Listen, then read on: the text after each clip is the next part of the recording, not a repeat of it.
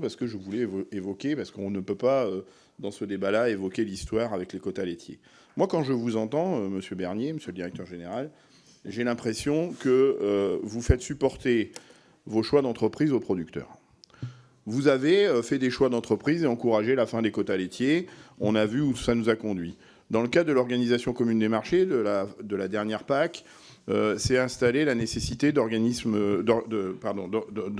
de producteurs, et les décisions de réduction de collecte se font,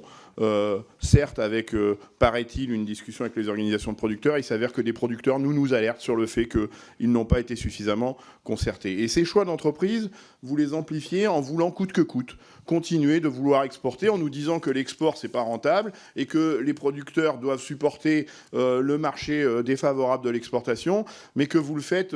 bien gentiment, avec bienveillance pour ces producteurs. Mais ne pouvons-nous pas, justement, imaginer moins exporter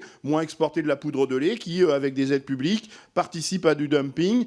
sur les pays du Sud et qui font disparaître des producteurs de lait dans les pays du Sud, et revenir à des fondamentaux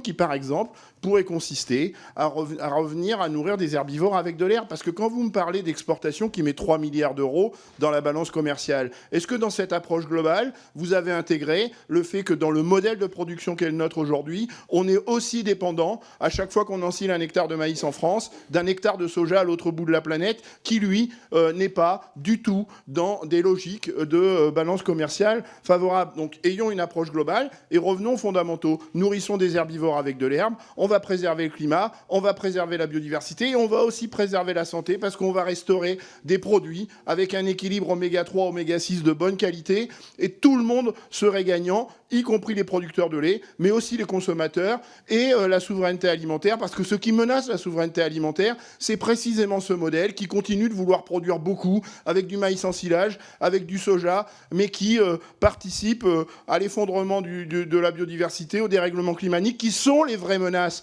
de la souveraineté alimentaire de demain. Ça m'amène sur la production de produits bio.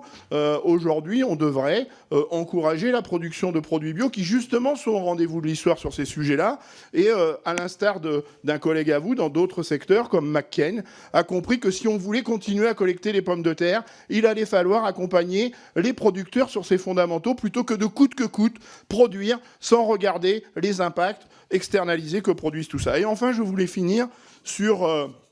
les pollutions engendrées par l'industrie laitière, et notamment ce qui se passe à Lons-le-Saunier, où dans des logiques d'industrialisation, on ne respecte plus des ressources vitales comme l'eau qu'on boit tous les jours et qui est menacée par les pollutions qui sortent des usines Lactalis. Et merci Madame la Présidente.